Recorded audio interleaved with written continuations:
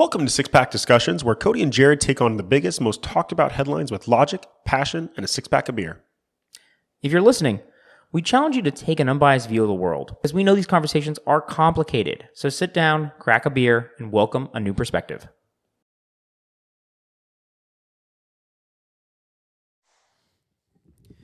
Okay, Cody and Jared sitting here for six-pack discussions.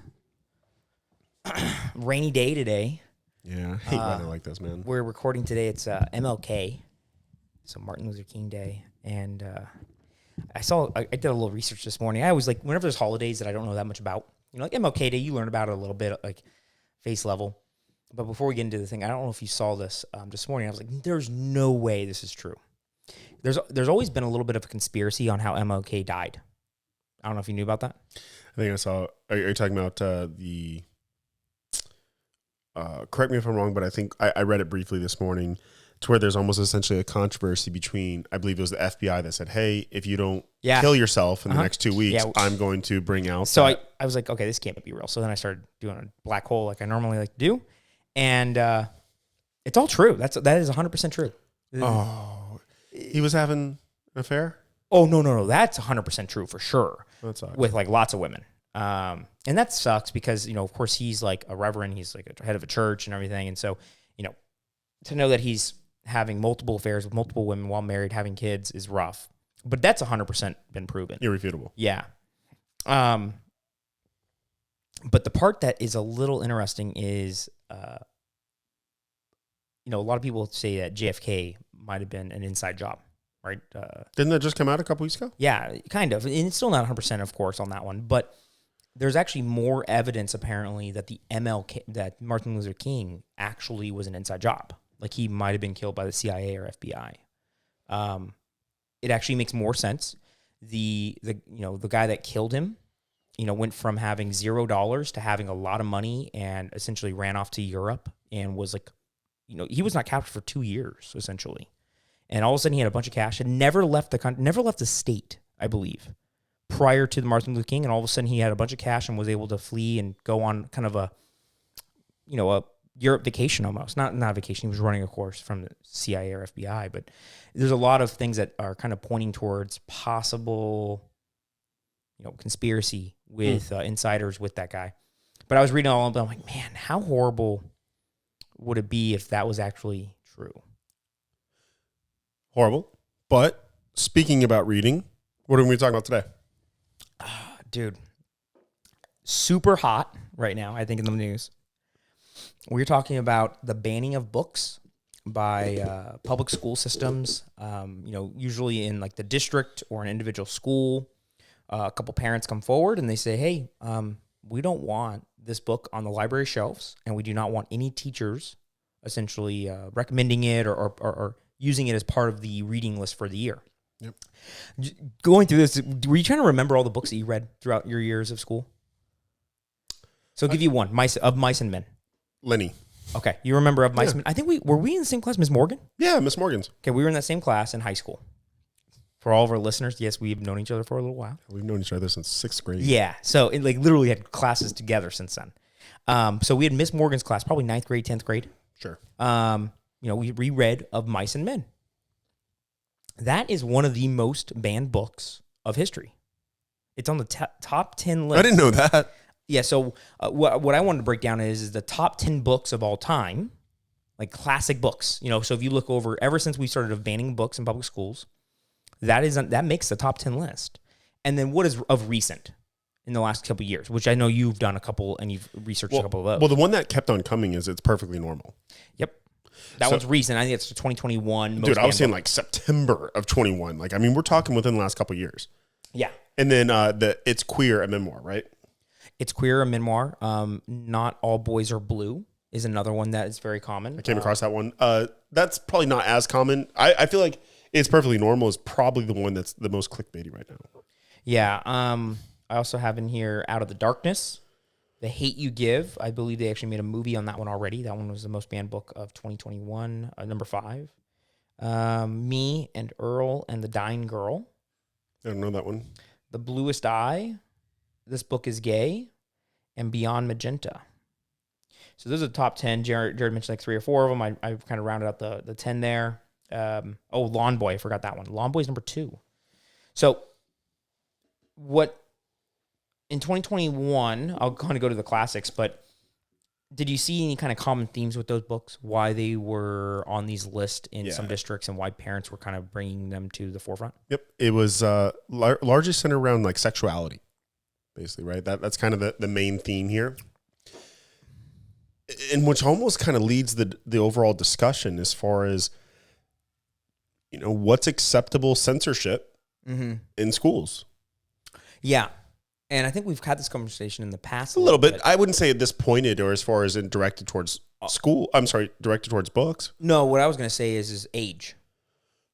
Yeah. Like what age is an adult? Exactly. Right. What age is appropriate for a gun or a car, et cetera, drugs. Yeah. And so censorship is one of those things that, we've felt, I think, as most parents have felt, and most probably school age individuals.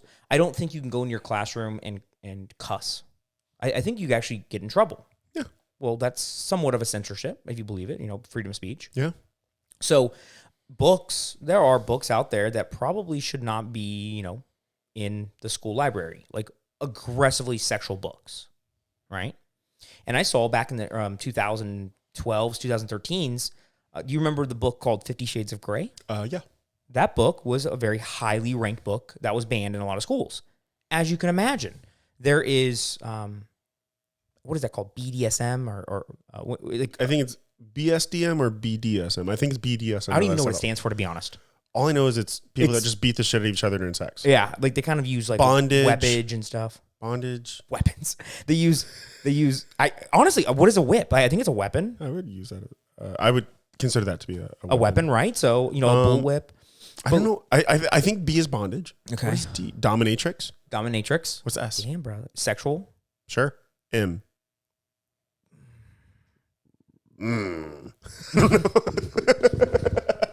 A male grunt. I don't know. I don't know, but that book has a lot of that. It depicts it in very vivid detail. I think a lot of people remember the movies coming out, making some headline news, which is fine. That's adult content. Guess what? Adults can watch that. And so, to your point, a lot of the books of recent were because mainly of kind of aggressive sexual innuendos, sexual content, sexual imagery. Yeah. Would you agree? Yeah. And honestly, to that point there, Cody, what's awesome, and I've done very little research, and unfortunately I didn't know I was going to make this parallel here. So how whenever you go to a movie and it's either, G, PG, PG-13, R? Oh, yeah. And R-17, even like the most aggressive one, I think that's the next one. Oh, sure. Like porn, I think. I don't know. Yeah.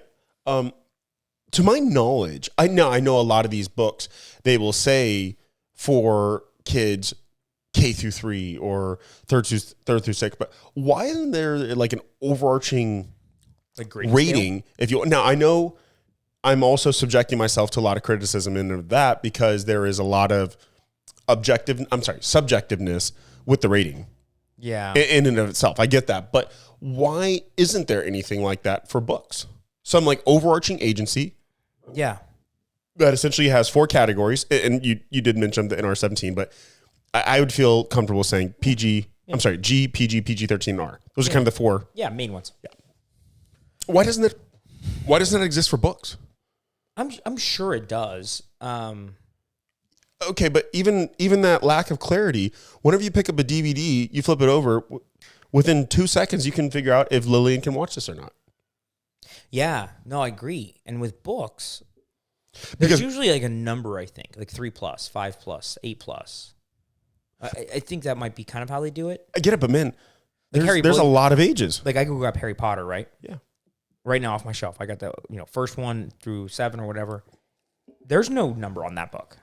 And that was actually one of the highest books that was banned for a little while. Yeah, with all the wizardry and shit like that. Yeah, there was a kind of like, people thinking that it had, witchcraft or it was against family values back in the early 2000s. So this, it's funny because we kind of heightened this conversation now of banning of books. Well, it's because if it's against a certain class. Bingo. Right? But it's happened throughout history. Mm-hmm. Harry Potter, guys, which is probably the most sold book next to the Bible. Let's be honest. Like, it's probably top 5. Oh, I would confidently say Right. it's top 5. Like, and if you probably count all the different volumes, it's probably more than the Bible. Like, if you count all 7 together, yeah, like it's a lot. It's a very common read book. And the movies are, of course, billion-dollar franchises.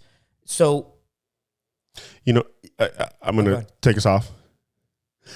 So what's funny is I've read like half of what is the half one is the Sorcerer's Stone. That's the first one. It just didn't do anything for me. But I've also heard that there are people that they have a cult following, not only with the books, but with the movies. Oh, yeah. I've never gotten into the movies because my dumbass, okay, so I know Sorcerer's Stone, but I couldn't tell you the subsequent others. Okay. So if I ever see it on TV or anything, I'm like, well, I don't know if that's the first one or the 8th one or the 6th one or the 5th one. So I won't watch them because I don't want to watch them out of order. Have you ever seen these little handheld computers that you can actually type in any type of question and they answer them? Yep. Okay, do you own one? Nope. It's called a mobile phone. Smartphone? Nope, won't do it. So, yeah, that's the difference right here. I'm a big Harry Potter fan. I know, you and Anna. Yeah, Anna's, my wife's even a bigger Harry Potter fan. Actually, wasn't your gender reveal Harry Potter themed for Lillian. Lil. Yeah. Wizard or witch. She was a witch, of course, right? So I was just kind of thinking about that because 20 years ago, when I got my very first, Harry Potter book, I remember getting it. I think my parents were kind of like, oh yeah, there's some negativity to it. And I believe my mom was kind of even thinking, oh, I don't know if I want him. There was rumblings of satanicness around Harry Potter. I think you kind of remember that back when we were probably 6th grade, 7th grade-ish. Like, oh, Harry Potter. It's a little Salem witch trial-esque, Exactly. Yeah. And, but I got it and I started reading it. I wasn't that interested with it. And, it took me about a year to, get back to it because I got it, started reading it. I actually got the second book first. And I don't know, someone gave it to my grandmother did. And of course she's like you, she didn't know which one. So it didn't make any sense. And so someone gave me the first one. I was like, oh, this makes a lot of sense. So I fell in love with it. But it's one of those things that I actually look at as it might have been one of the first novels that I read from back to front multiple times. Oh, that's interesting. You read it backwards, back to front? I read it multiple times, forwards to backwards. That's why you're confused the second. So, but I look at it, I'm like, that probably helped me understand reading really well. And I don't think there was anything in there that was negative towards me as a person. But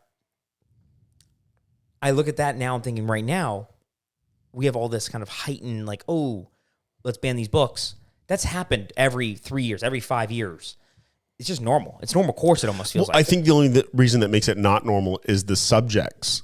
Yeah. That this is now centered around. These top 10 banned books, don't hold me to the statistic, but I bet 7 or 8 of those titles were revolving around children and sex.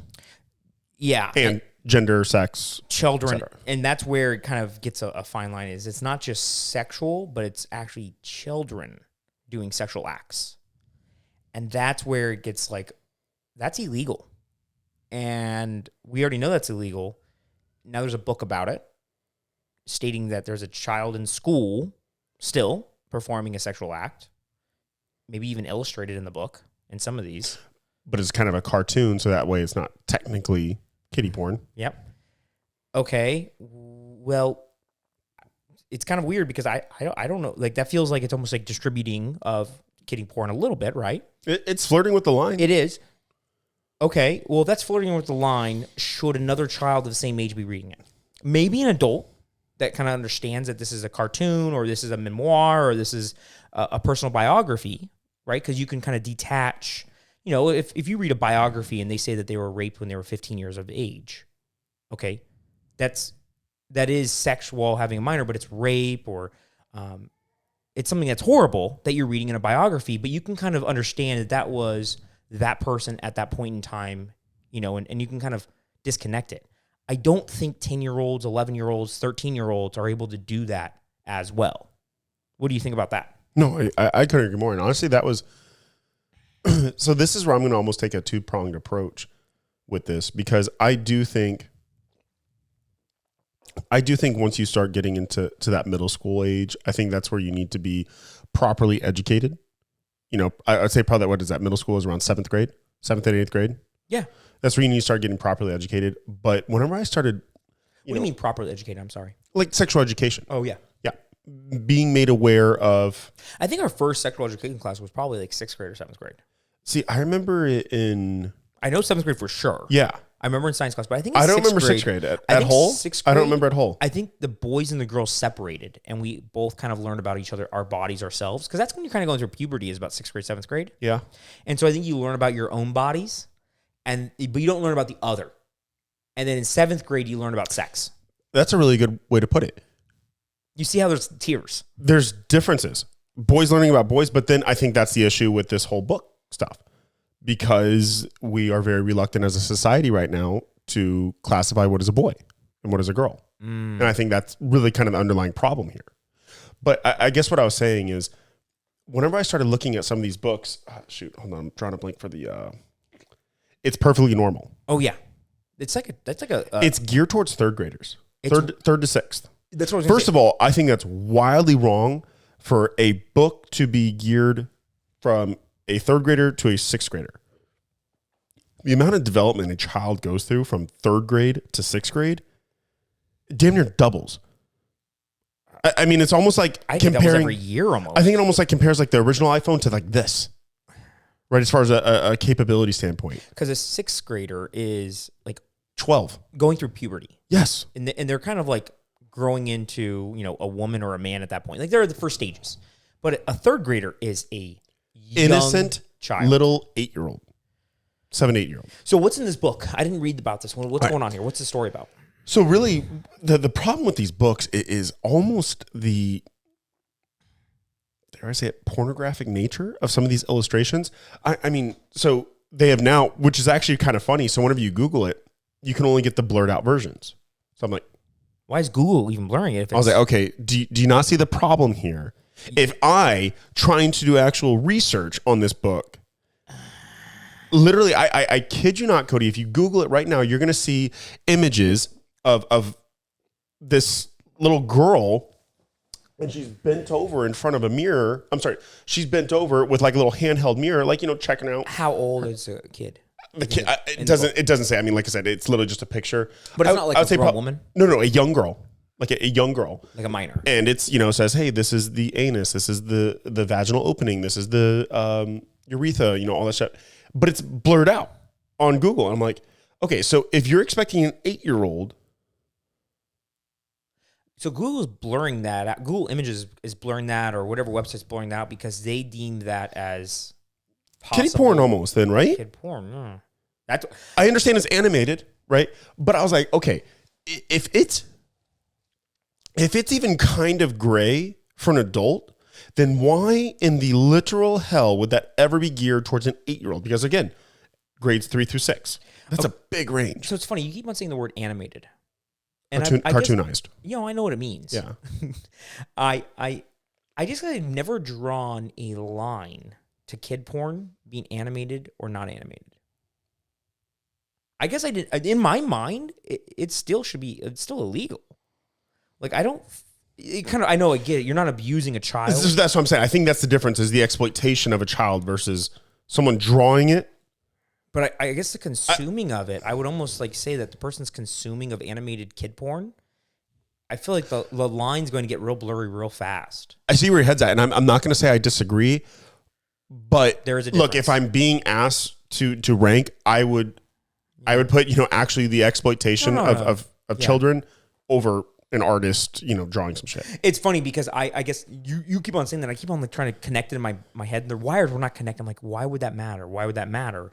Because I've never thought of illustrated children having sex as, of course, it's bad, but it's weird.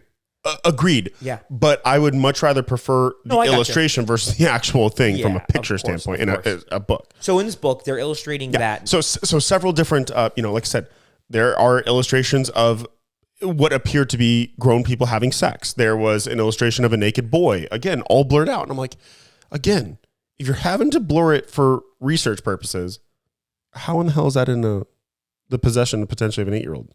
So the other day, I finally kind of broke down and said, you know what? Why can I not find this? I was looking for something on Google. Okay. And I'll bring it kind of full circle here, but I went to Brave, which is a kind of like what they say, a non-tracking, no bars held search engine. It's like DuckDuckGo. Okay, got it. I haven't heard of Brave. Yeah. So I think there's a couple of them now, but Brave. So I have that one downloaded, and so I was, you know what? Let me just search. First hit was exactly the article I was looking for. I was like, oh, it's real. Same thing happened to me while I was researching this yesterday. So You're kidding me. So I was Googling. I was like, okay, I keep on hearing that this is the number one book that is, in 2021, the number one book that was banned in districts and schools. It's called Genderqueer by Maya Kubaba. And it's essentially a memoir of her life, talking about, going through school, all of the times where she has felt, I guess she goes by So was felt. Yeah, she goes by some different pronouns I've never even heard before. You just ER, EIR. It's not like them or they or she or her. I'm not familiar with that one. Yeah. But anyway, she goes by So she was, all the things in her life that she's went through. But it's illustrated, which is kind of odd because, she's a grown woman at this point, and the book is like a novel almost. And I don't know how many books, and you read lots of novels, you read lots of, let's say, adult content books. There's not a lot of illustrations in most of them. Do you ever, this is actually something I was just talking about, Brittany. Did you know I haven't read a fiction book since high school? Oh, I've read a couple. I haven't read a fiction book since high school. I've read a couple. It definitely has went down dramatically. But so what's weird to me is that most books they don't have a lot of images in them, but her book has a lot of imagery in it, a lot of illustrations. And I just have always thought, maybe I'm wrong here. Of what? I'll get to that. Okay. I've always thought books with illustrations are kind of geared towards younger individuals, usually minors, because it helps them visualize. Exactly. And I would say an 18-year-old, a 17-year-old, a 19-year-old are kind of the point where they can start visualizing themselves. Correct. So I feel like this book, even though it's stated to be for a little bit young adults, what they say, it reads fairly easily, because I read some parts, and it has a lot of illustrations, like every other page. So I would say this is geared towards middle school to, young high school. Reasonable. Yeah. Right. I'm like, okay, maybe a seventh grader might want some, pictures to kind of go. Reasonable hypothesis right there, man. So I was like, okay, let's look at these things, because this is where I heard there's a lot of districts that are banning it. And it really started with a mother getting a text message with an image saying, hey, just so you know, I'm going down to the district to get this pulled off the library shelf in one specific school district. And that one text message started kind of a firestorm in 2021, so a year ago or 2 years ago now. And I was like, okay, let me, because they described it, but they didn't show it on the kind of news article. So I go look for this image. I can't find it on Google for the life of me. I'm typing the literal thing. I'm finding a lot of imagery from the book. I'm finding a lot of interviews from the book from Maya. But I cannot find this one image. I type it into Brave, first image that pops up. And I don't want to ruin the story, and I'm sure you're going to get it. I want to know what you had to type into both Google and Brave. I typed in Genderqueer by Maya Kubaba, strap-on with dildo. Oh, my God. Yeah.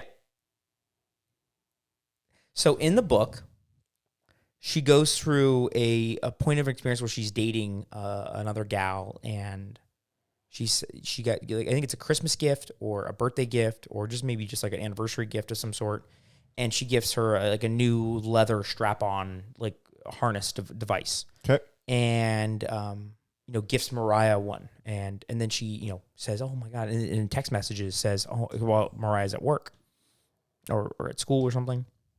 She says, "I can't wait for you to suck me off for the entire night while you're wearing this." And there's images of her doing it in illustrations of her girlfriend doing all of those acts in the book. And I was like, oh, okay, this is a hard line right here. There's a reason that Google is not allowing me to find this.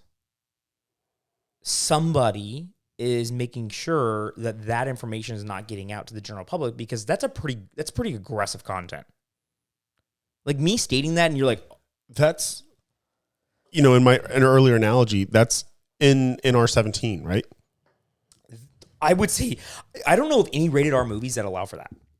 I don't know of any rated R movies that show that depiction.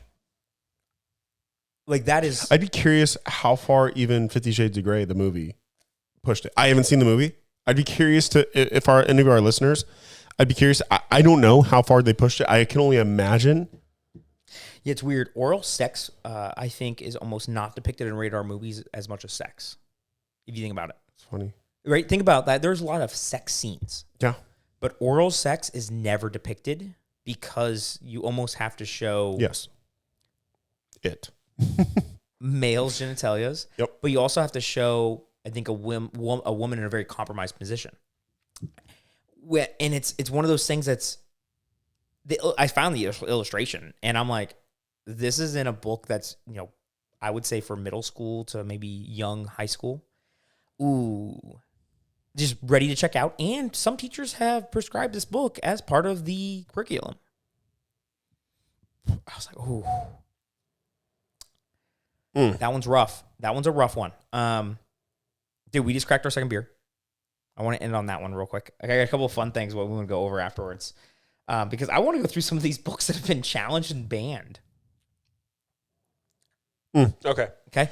So you Hi, man. grab these. So, yeah, I grabbed these. So this is New Belgium's Hop Raider IPA. It's kind of a fun little skeletal description of or impersonation of Tomb Raider. So kind of fun there. This is going to be kind of rough, guys, because this is actually an 8.1. And because this is MLK Day and the busy travel season for both Cody and I is going to be picking up here shortly. So we're going to be doing 2 episodes today, and we decided we were going to start off with a nice little 8.1. Yeah, 8.1. Any fun story? I didn't see anything on the can. No. Dude, I love New Belgium's Voodoo Ranger illustrations. Oh, yeah. The skeleton guy, like I'm looking at this, and I'm actually trying to like take in every single little element of it. He's got like this vine wrapped around his arm. He's swinging from it.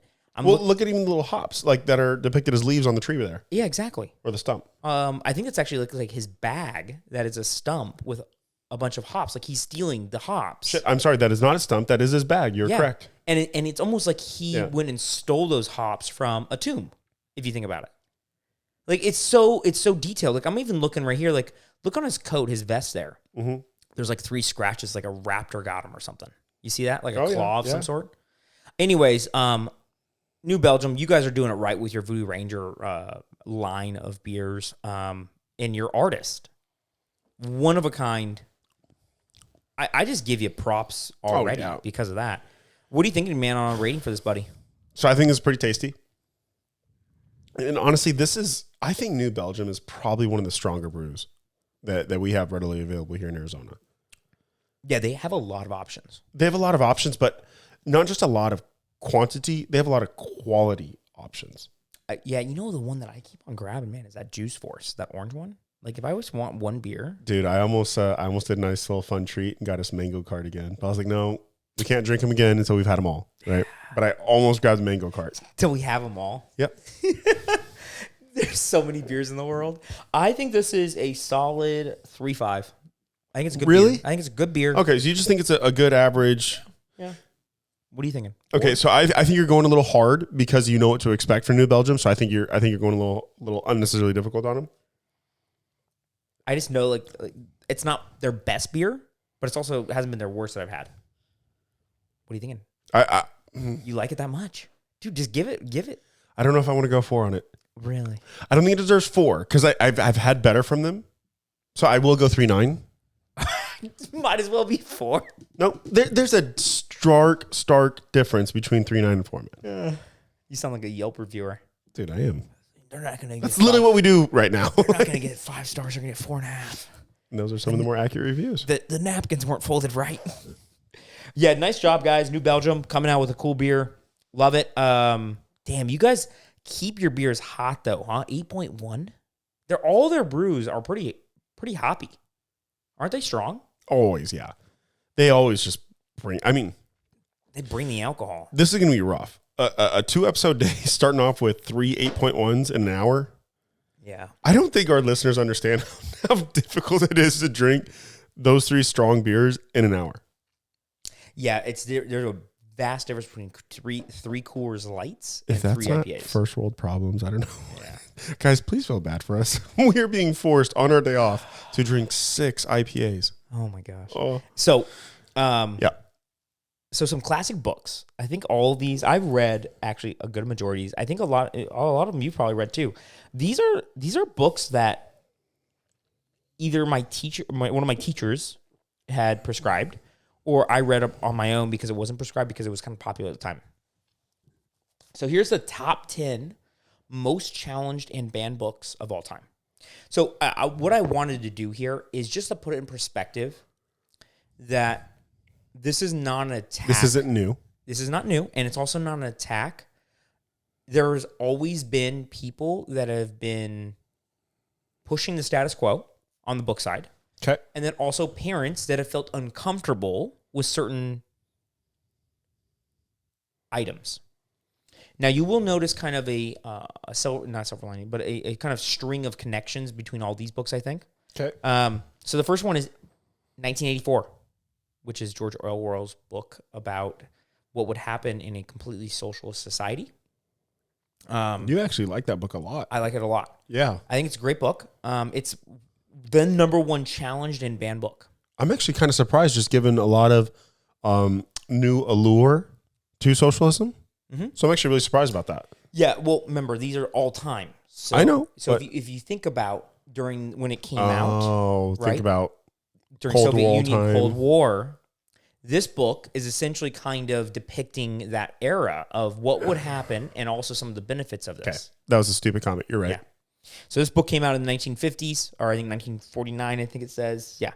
And it essentially depicted what would the world look like by 1984 if the Soviets took over, or essentially a socialist economy took over.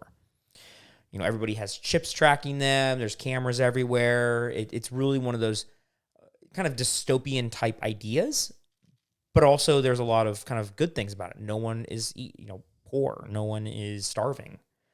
But it also depicts, I know, a whole nother side of the world that is.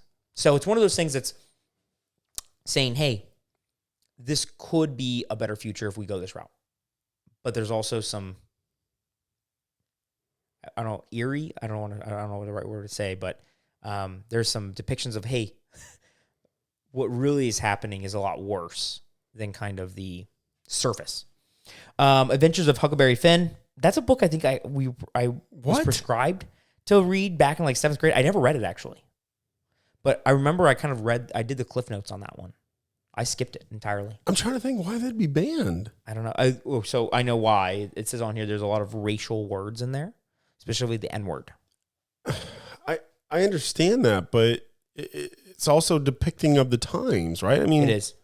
Yeah. So this book. I guess maybe that's bad for me to say, but I mean, 1984. So long ago. I don't know, guys. Then we need to start banning songs. Yeah. The Catcher in the Rye. I don't know that one. Yep, never read that one. That doesn't ring a bell even. That one is, I remember this book. No, I don't even know the name. The Color Purple. Don't know that one. I feel like I know of that one. I couldn't tell you what it is, but I feel like I know of that one. And then Mr. F.S. Fitzgerald's The Great Gatsby. I fucked this list. That's probably one of my favorite books. What a great one. What a great What is it being banned for? So consumerism, deceit, use of drugs, some sexual content. So there's some scenes in that book, of course, of sex, right? Or not scenes, but yeah. And then also, there's one other thing. What is that?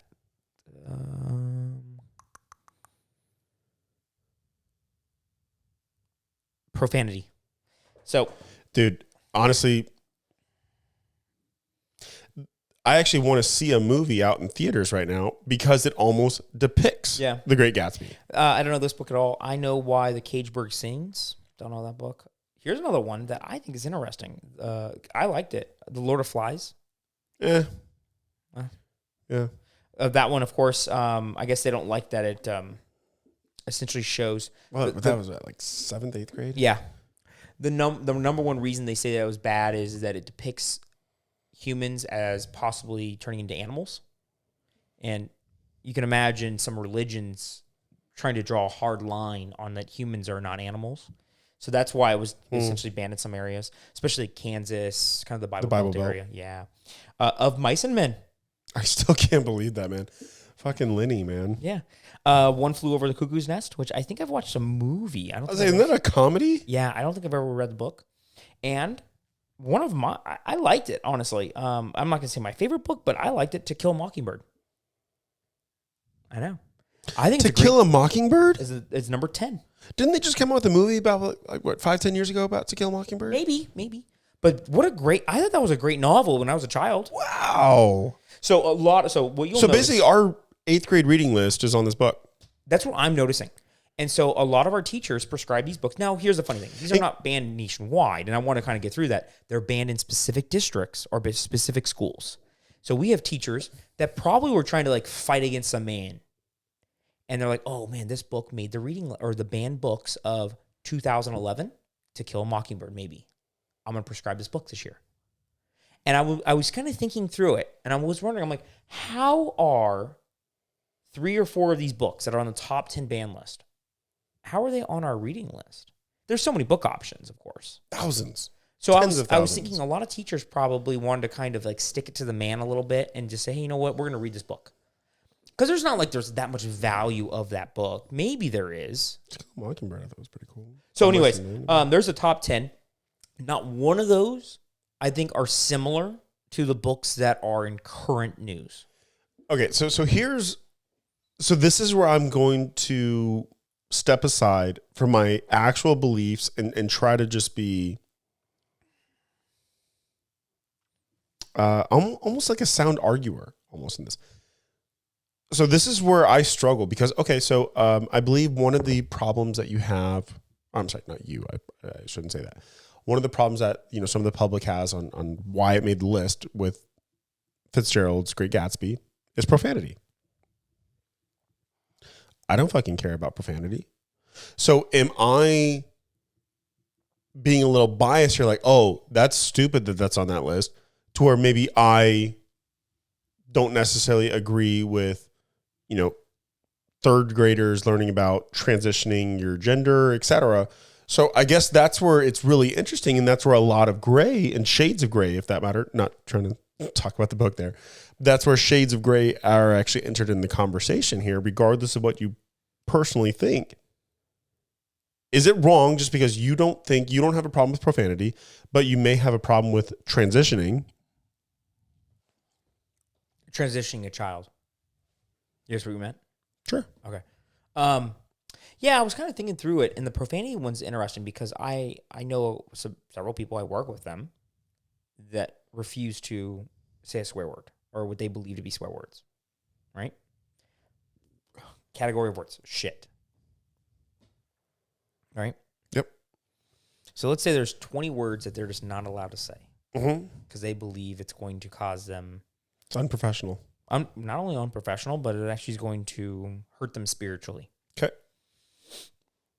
There are lots of Americans that are in this category. Oh, yeah. Probably 10% of Americans. Right? So let's say there's a group of Americans that believe that. They probably want to push those values onto their children. And I'm not going to tell them not to. Right? That's their own purview. That's their own children, for one. I'm not going to raise their children, so go ahead and raise your children how you like to. And this is something that I was thinking about. I was like, man, the profanity one's so weird because that is so insignificant to me, right? And I think you said the same thing, right? You're saying, hey, I don't care, like swear or whatever in a book. Like it almost adds to the effect. It adds to it makes the it feel illustration real. in your head. Yeah, it makes it feel real. You get a little bit more emotion. But if you see that in a book that you admire as a young child, you're going to emulate it, and you might change your behaviors. And now all of a sudden you're kind of going against what your parents are teaching you. Okay. And I was like, okay, well, good, bad. I don't know if it's good or bad yet. I don't know. So are we blaming the author for your lack of parenting to teach critical thought? I'm not trying to blame anybody yet. I'm not. Okay. I don't know if it's good or bad. Just making sure. What I was trying to get to is there a line in which the content of a book should not breach for certain ages, right? I don't care if this is for a 25-year-old. I don't care for a 30-year-old. You can read whatever you want because you can watch whatever you want. You can do whatever you want. You're an adult. Do we need to make sure that they don't have access to all the information? And it's funny, I don't know if you saw this, but just in Louisiana, they just passed a law. You have to input your driver's license to go to pornographic sites. So clearly there is people out there, and I think almost all porn sites even ask you if you're over 18. Mm-hmm. Let's just say it's probably insignificant in how they do it. You have to check a box. I think it's just a clicking on a button, yes. Oh, okay. Right? So you click yes. And Louisiana's going to say, hey, you got to scan in your ID now. Because they believe that you need to be over 18 to watch porn. I think that's actually the law to some extent. I'm pretty sure it is law. They're just doing a different way of enforcing it. Yeah. So what's the difference with some of these books? Like video versus books. Content is content, really, right? Like if you have a vivid enough imagination, you can kind of read a book and almost get there, I feel like. So it's kind of... It's a hard one. Oh, it's not easy, it's not man. easy. Because, you and I, we've been on our high horse as far as like censorship. Lack of government intervention. Hey, why are you censoring the people? Heck, we've even actually challenged why the hell we have 18 as the age of adult. You know what state bans the most books? I can only imagine it's the Lone Star State. 100%. Like, it's not even like a close second. Like, they have taken to a whole nother level. Yeah, I can only imagine. Thousands of book bans have occurred in Texas. The next state is Pennsylvania. Oh, that's a surprising one. I know, right? Florida, Tennessee, Michigan. It's kind of all over the place. Like, I'm not going to say red states, blue states. I was to say, I'm not seeing any correlation there. Yeah. Huh. Yeah. And then, I'm actually really surprised. I would have figured Texas, Alabama, Tennessee, Georgia. Guess how many Arizona has? Historically, more of a red state. Yeah. Well, 0. We don't have any banned books. Nope. You can read any book here. So you mean to tell me I can go to Jane D. Hull Elementary School library and I can check out 50 Shades of Grey? As of June 30th, 2022. Really? Oh, I'm sorry. This is for a calendar year, how many books were banned. So there are banned books, just not newly banned books. Got it. So it's just one of those things, like, Louisiana, no banned books last year. But, you have some states that really take kind of an aggressive approach, and it's probably just the culture, right? If you think about the people. I think maybe parenting, some parents are like, hey, I'm sorry, I don't want this. So is there a difference in your mind between your English or language arts teacher saying, because, you're about to face this in about, Lillian's 3 now? Yeah. So 5 short years, in 3rd grade, you're going to be commonly reading books by that 3rd, 4th grade. Mm-hmm. So you're 5 short years away. So my question is there a difference between it being on the required reading list, like, hey, you're going to have to do a book report on X book, versus it being available in the library for who to willingly check out? That's interesting. Because I went back to my own school thinking, which books did I actually check out from the library? How many books have you checked out in the library? At your school library? That weren't on the school reading list? Yeah. 0. I think I said the same thing. In my mind, I was like, last night, 0. I was thinking, this is what was in my head. Who the fuck cares what's in the library? Now, I do care what's on the reading list. To your point. Yes. That's a great question. That's a big difference. I didn't know we were going to land on that same, because I was thinking the same thing last night. I was like, that's funny, because I got there this morning. I'm like, okay, there's a difference between it being available versus required.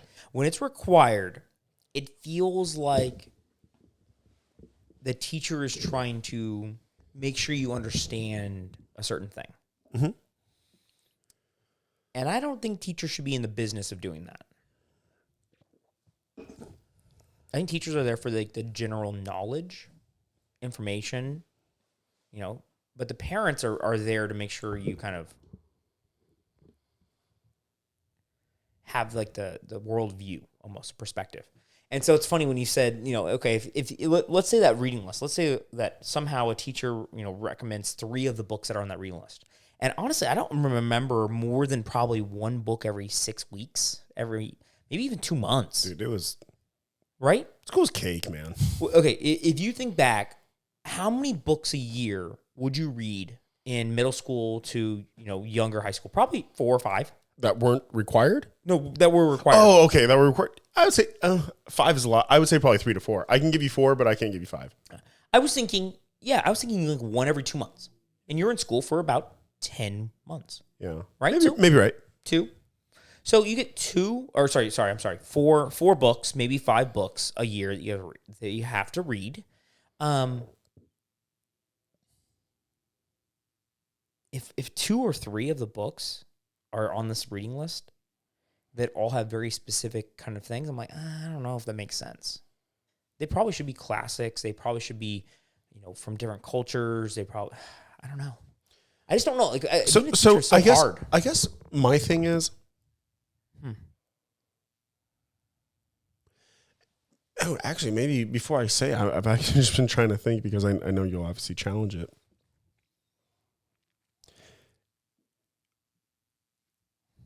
What I would like asked, or I'm sorry, what I would like answered is a simple question. What are you trying to teach your class of 3rd graders by it's perfectly normal? Or what is that? A queer's memoir? Or what is that? Genderqueer. Genderqueer, thank you. I would like the answer, no different than defending your dissertation, if you will. I would like the teachers to answer to the school board, why are you having that book taught? Why are you having that book mandatorily read? Because if there's any political charge or anything like that, then I think we have a problem. But if it's something to elicit critical thought, if it's something to... Actually, that's probably the only thing that I would probably be okay with from a rationale standpoint. Because then maybe we have a different discussion. But if it's purely just to push a social agenda or a political agenda, then we have a horrible, horrible problem. But if it's to actually elicit critical thought, saying, hey, how you think, more importantly, how your parents think, maybe isn't the right way. This is how you appropriately challenge and you just get more well-rounded. It's funny. What do you think about that? No, 100%. If there's value in the book to teach young children, I'm on board. Agreed. But I think you have to rationalize it. And it's funny. No different than defending a dissertation, right? Bingo. And if you're a teacher, you should be able to defend stuff. Like, you're making decisions for masses, people of the future. Yeah. I'm going to push back a little bit. Okay, it's fair. Because I was reading about a book, and I read actually not the whole book, of course, but I read the summary of it, kind of the cliff notes. It's called George. It was recently, which is the oddest thing. I've never heard about a book getting retitled. It now is called Melissa. I'm curious. But boom. Get it? Oh, okay. Man, not even a pity laugh. I'm sorry, buddy. Curious George. I got you now. Wow, that's embarrassing. So this book, sorry. Maybe I was just so good on my thought here. So this book, George, it was published back in 2015, 2016 by Alex Gino. And it's about a young boy in school. It doesn't really highlight fourth grade. So fourth grade is struggling with who she is, because she's been taking hormone blockers and things like that to transition to become Melissa, a female. And do you think this was the author's plan all along to change it from George to Melissa? Was a title change a part of the strategy? I don't think so, because he came out apologizing to everybody about dead naming George or Melissa. What's dead naming? Dead naming is essentially calling somebody that went through transitioning and has a new name and calling them by their old name. So in this case, this is Melissa. Oh, so that's a popular term now. I wasn't aware of that. Hashtag dead naming is something on Twitter. Oh. Yeah. So like if you called Bruce So Jenner. so if I transitioned Or Bruce Jenner, right? Bruce Jenner changes into Caitlyn. Caitlyn. If you call her Bruce, that's called dead naming. Oh, Like that person doesn't exist anymore. I wasn't aware. Yeah. So in this case, he had to apologize like to the public because a lot of his readers, if you can imagine, were kind of people that were either going through this or kind of were in a predicament of possibly going through this situation. And they were like, hey, as an author, why did you call the book George? George doesn't exist anymore. And he's like, he had to apologize for like 3 years. So finally, because he doesn't own the rights to the book anymore, of course, because he sold it off to some publisher. The publisher finally agreed to rename the book Melissa. Now, I did not know about that. I haven't heard about this at all. yeah, so this was the #1 book that was banned from 2014 or 2015 to 2019. You look up this guy, Alex Gino, and I don't want to disparage him by any means, but I wouldn't say he is the epitome of what, like, I would say, okay, you know what? I want my child to be like this person. You know, he looks very unhealthy. He's got like a bunch of different color hair, like he dyes his hair a bunch of different colors and stuff. And I'm reading the kind of the summary of the book, and I'm just thinking a fourth grader. I'm thinking, why is this 40-year-old writing about a fourth grader? You know, it just feels, I don't know, maybe it's him when he was a fourth grader, but he doesn't talk about him being a female now. He's not Melissa. So it's not him in the story. Maybe it was what he could have done. Again, maybe I should read the book here, but it was one of those things where I was reading it, and I was doing it last night late because I got into like I was like, all of a sudden I came across this book, George. I'm like, why is it getting renamed? And all of a sudden I started just clicking. I was like, okay, who's this guy Alex? Started doing his biography, reading through all of it. I'm like, looking at images of him. I'm like, oh my God, this guy is interesting. He's written like 3 or 4 books. All of them are in the same genre. And I'm just thinking it promotes the use of hormones or hormone blockers for children that are prepubescent. Is that the right word? They're pre-puberty. Yeah. Sounds right. And I don't know if I can get on board with that one because biology says that is supposed to happen when you're a certain age. And if you start messing with those things, ooh. Essentially, he's kind of promoting something that is possibly very negative to their long-term health. And that is so because you don't want to introduce altering a state of mind, being, etc. Right? Yeah, no. I would like biology to kind of move on along its route in about as good as it can do. And you imagine a child reading this book and maybe they're a little confused. So okay, this is where I'm struggling, man, because I want to say, yep, Cody, I agree with you. Let's end this podcast right now and let's chug this last beer, basically. But where I'm struggling is, man, and because I think you and I, across a multitude of podcasts and a multitude of subjects and disagreements, would you agree that one of the most lacking qualities that we as American people have today is the lack of presence of critical thought? Yes. What age, give me a number, is it okay to introduce critical thought? Saying, hey, I know mommy and daddy think this. I know you may think this, but hey, this is a different perspective. What age is that okay? Because I can't come up with a number. 15. 15 is okay, saying, hey, you've lived 14 years thinking X, but now I'm going to introduce Y and Z to you. And I'm not trying to get gender here. I'm just talking about, Yeah, anything. Yeah, I think 15, you start. So that sophomore in high school. Mm-hmm. I think you can introduce concepts that may be counter to what they believe. Now, here's the thing. Not all subjects are good for 15. Okay. Right? So what am I allowed to introduce critical thought? Can I introduce critical thought in math and science or?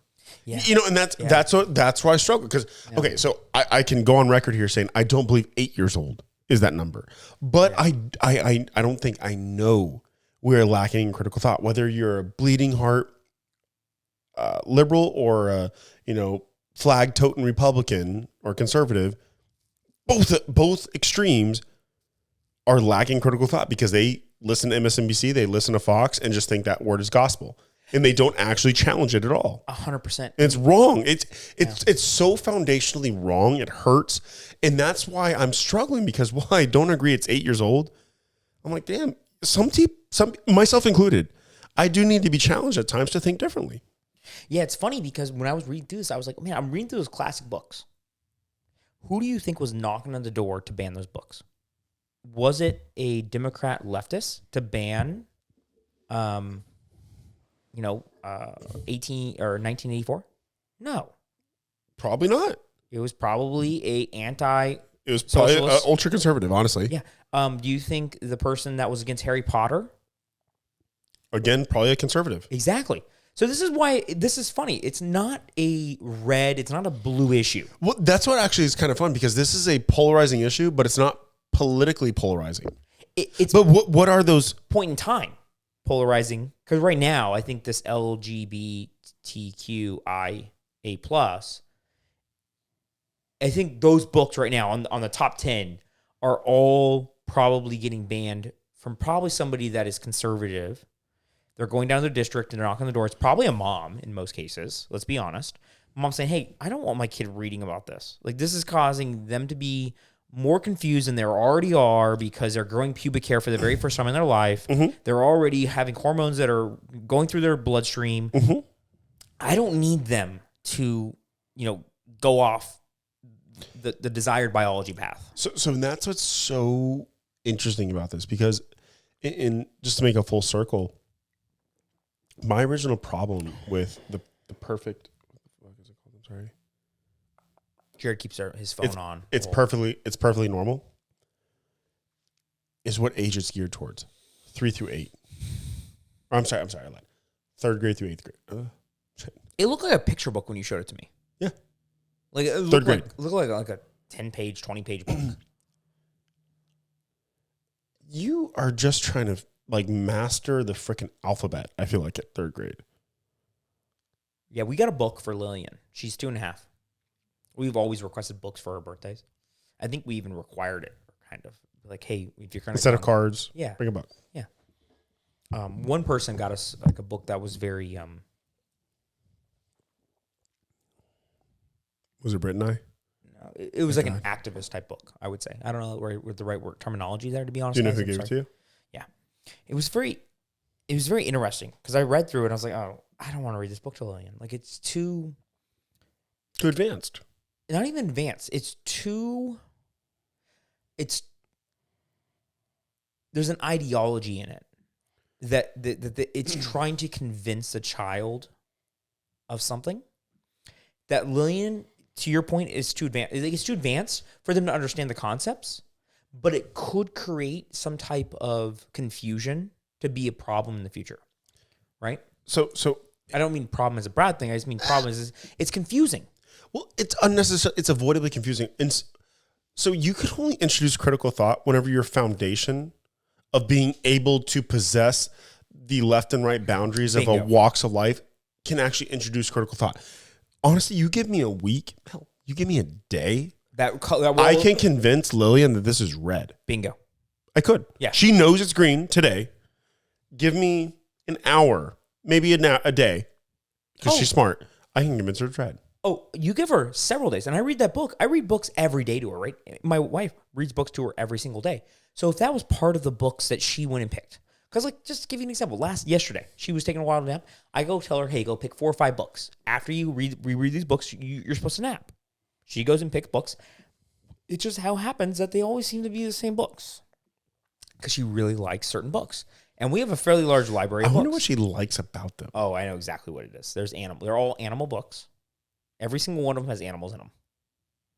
So I know exactly what it is, and Anna, even me and Anna agree.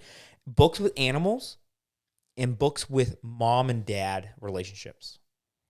Or I'm sorry. parent and child relationships. So if there's a mama bear and a baby, love it. If there's a daddy bear and a baby, she loves it. If there's a bunch of animals in the book that it talks about all of them, she loves it. So it's those exact books, right? So do you think that's like a just her inherent like woman coming out? Like, do you perceive Maverick to like all animals, or will he like construction and fire trucks and cop cars? Right now, Maverick likes just blowing stuff up. I was like, well, He likes breaking things. Me and Maverick's teeny tiny guys. dude, this morning, I'm up with both of them for about an hour and a half, and we're building stuff in Lillian's room, all by ourselves. The three of you. Yeah, just me, Maverick, and Lillian. And for our listeners, how old is Maverick? Maverick is 7 months old. Lillian is 2.5. I did the same exact thing that I did with Lillian when she was the same old. I remember exactly. I was like, I'm going to start doing this. So she has this like block set. It's actually wooden blocks that have diamonds in it. Inside each one that are different colors. So it's supposed to not only show you how you can build blocks, but you can also see the colors, right? And it's just kind of fun. And they sit in this tray. And I would always stack the blocks up and then have Lillian try to put the next block on top of it. And she would do this around his age. Maverick goes like this every time. And for our listeners, every single time, I did it probably 80 times this morning with him. I stacked blocks up. He would never take the block and put it on top. I love that. And he would just destroy it. Lillian just want to break shit. I love it. Lillian would come over and say, "Stop, Maverick, stop." And she would try to do the block. Like, even at 2.5, she knows it's wrong for her. And at 7 months old, she was not doing that. And it's hilarious because the whole time she's in the room, she's trying to keep things together, and Maverick's trying to break things. Now, of course, not everything is because of, he's a boy and a girl. It's just because of their age difference. But there's something that boys, we want to break shit and blow shit up. 100%. There is a caring nature from Lillian since she was able to interact with her environment, right? Around 6 months of age, they can start interacting with their environment because they're able to move, right? Maverick just started crawling. He can kind of interact with his environment. He understands that this is an item that he can move. Lillian is always about caring for things. And so, to your point in the books, right? She likes those books that have a caring nature. I'm sure Maverick's going to like the books that have like bulldozers. Construction. Yeah. Fire trucks, fires, and... Okay, let's round this thing up. Yeah. Banning books. So, what are you thinking? What are you thinking? This is... So I think we have to separate this because my opinions change. In the library... We said this already kind of in the beginning almost. In the library, I don't endorse banning books. Like in the public school library, so like Basha down the street has a library that's available for general public and also students. Now, do you think that library, since it's for the general public, do you think they can ban any books in it? I didn't even think about that. I didn't think about that second order. Because now we're talking anywhere from a 50-year-old man to a, what are you, a freshman, 13-year-old girl? I know they don't ban books in public libraries that are available for the general public, but like Basha is a high school. But it is a Chandler Public Library branch. I wonder if they just say, hey, sorry, you're not able to check this book out due to your age. Sorry. Maybe. So, in the library, to be able to check out every book. Every single book. No burning of books here. Nope. I agree. I'm in. Required reading list. I'm okay with a book, but the teacher must be able to defend it logically, not emotionally. And I know this is really subjective. But the teacher must defend every book on the required reading list for that year. To the parents. To the parents. So I'm a 9th grade English teacher because I think that's really where all the books are kind of, right? I don't think there's any books in math class or anything. Well, I mean, it's English teachers, but these 3rd grade teachers. So I'm a 9th grade English teacher, and I have a reading list that I send home with the, what's that thing called? Syllabus. And, I'm sure 80% of parents never read the syllabus. Let's be honest. You think that low? Exactly. I was trying to give parents a little bit. 20% of them, they'll read it and they say, whoa, whoa, whoa, whoa. What is this book? They send an email in, they send a text in, they come meet the terror. Hey, this book, I've heard negative news about it. I read the summary of it. I'm not comfortable with it. Right now, the general practice is that has to go to the district level. Do you think the teacher just needs to say, hey, I'm doing this because of X? And then what would be the next step? So like I said, that's where the defense would come in. But they say, hey, I'm doing this because I believe this book has the ability to expand let's just, for example, expand your child's ability to think, because there are more answers than 1 or 2 or 3. Like there's a lot of different ways. There's 7, there's 8, there's 9, yeah. There's a lot of different answers.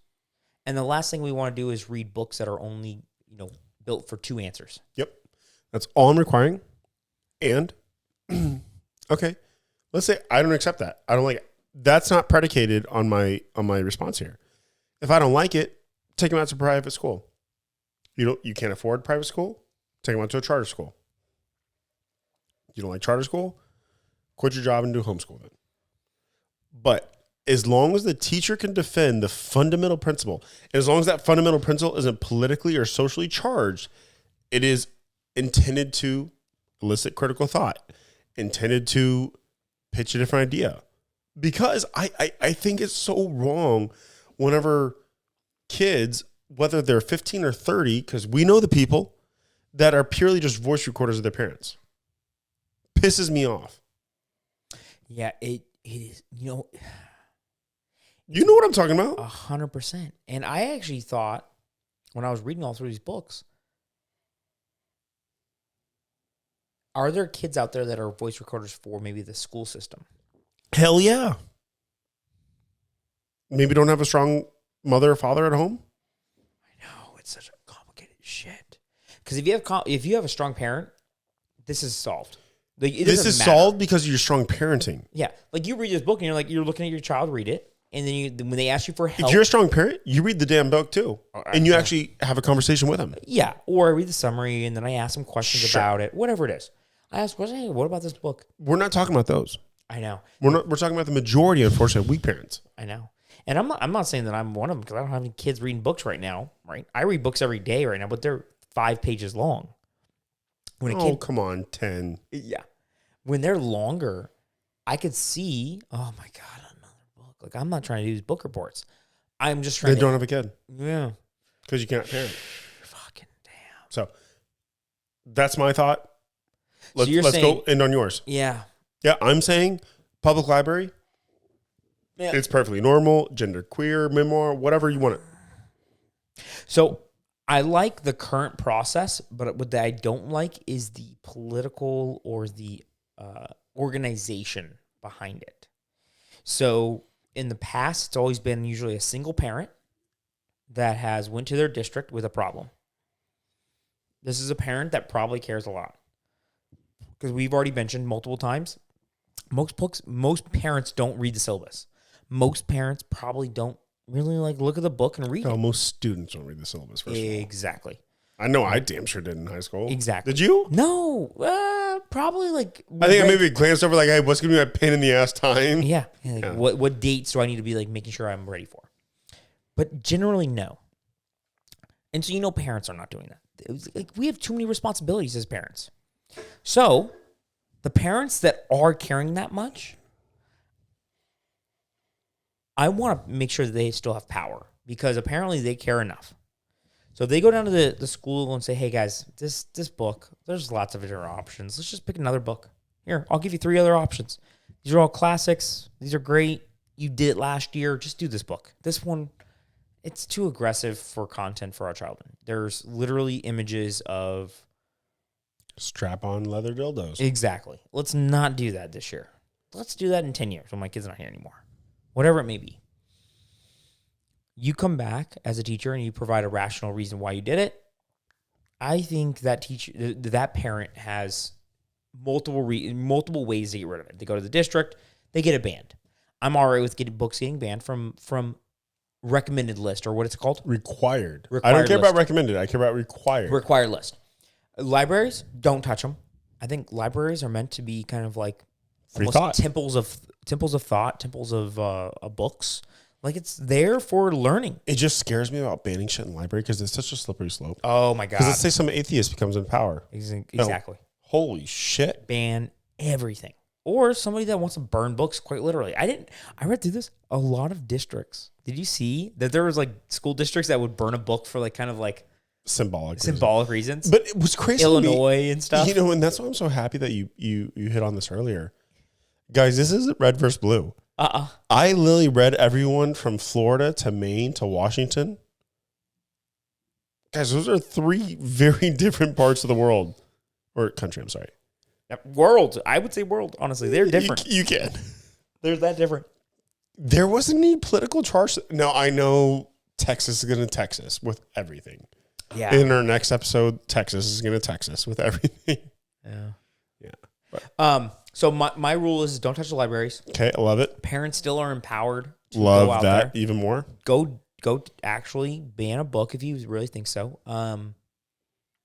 But I don't know. Here's where I'm going to kind of say a little bit different than yours is the banning should be for an age group. Right? And I believe, if I remember correctly, you said 15 and younger. No. I'm saying that when you go up there and you present, hey, guys, this is not good for my 8th grader. But if you would like to present this book for my 12th grader when they're in 12th grade, I'm all right with that.